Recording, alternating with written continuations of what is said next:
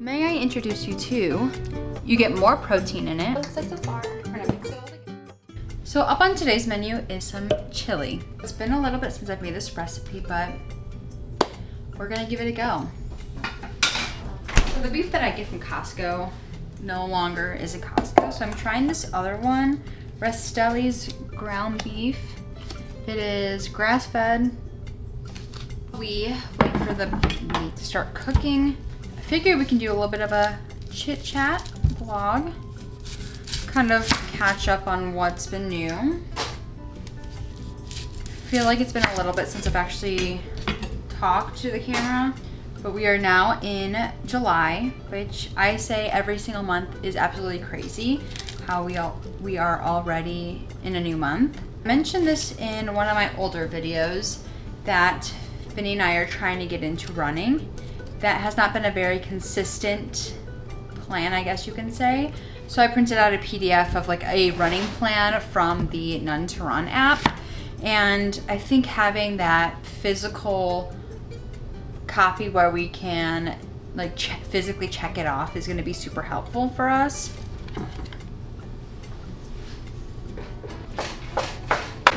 So I don't quite have everything that I need for this recipe. I am missing bell peppers. I don't have any of those, so we're just gonna be using what I have. Next month is our first year wedding anniversary, which is such a fun thing to celebrate. One of the things that have been on my, I guess you say like my mind, my heart for a little while, I think it's so easy to get caught up in just watching what everyone else does and either feeling like you're missing out or you're not doing enough, or ultimately feeling like you're not living your life to your full capabilities. And I don't know if it's a thing that, you know, our generation is dealing with just having so much access to social media and being able to watch everyone's lives and obviously only seeing the highlight reel of people's lives. But so a couple of the things I've been journaling about recently is the idea of just kind of sectioning my life out into different categories, such as like my spiritual life, physical, mental, relational, and all that kind of stuff, and just kind of breaking it down into categories and in a way habit stacking. And that's kind of something that I've been thinking about for a little bit now. The weirdest things happen in this apartment. Only if you knew the story.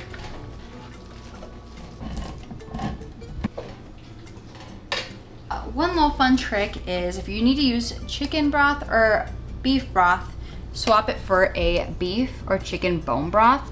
You get more protein in it and you don't taste the difference, and it is absolutely delicious. I get this one from Costco. A lot of my groceries are from Costco. Besides the produce, I like to go to either like Randazzo. I want to start going to more farmers markets when it comes to produce, but for the time being, Costco. Kidney beans are my favorite beans. They're so good.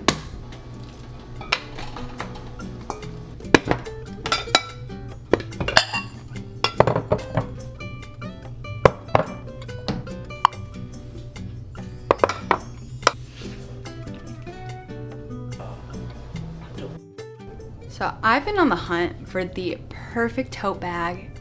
I've been trying to find a tote bag that I could use on the day-to-day.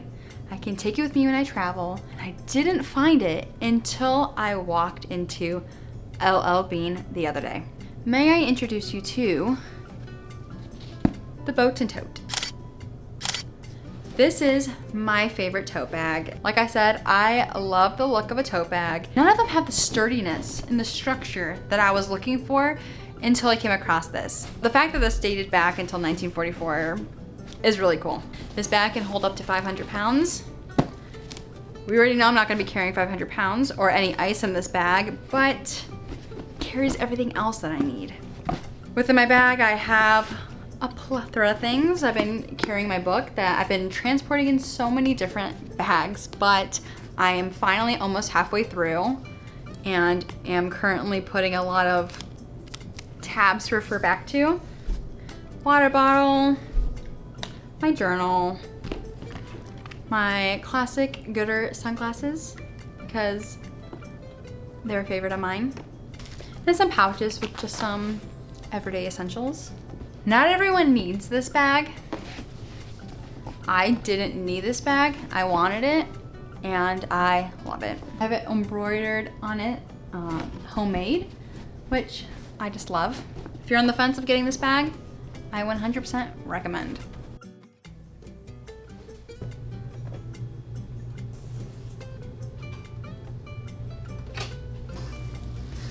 This brand of blueberries are my absolute favorite to use for this recipe. I get this from Costco. Use organic frozen blueberries.